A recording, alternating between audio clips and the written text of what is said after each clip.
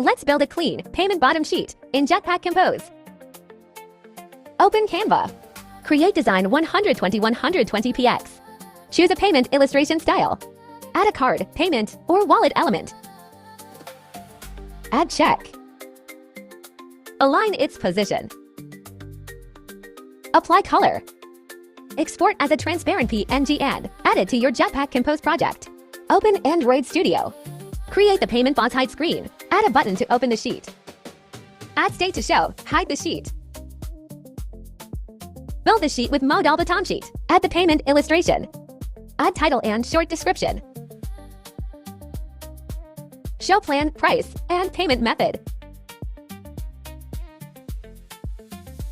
Add a secure payment indicator.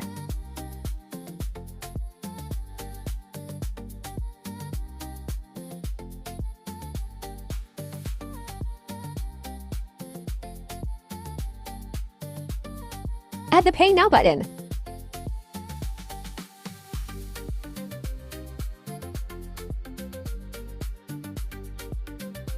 Final output. Our payment bottom sheet is ready. For more UI tutorials, subscribe to the channel.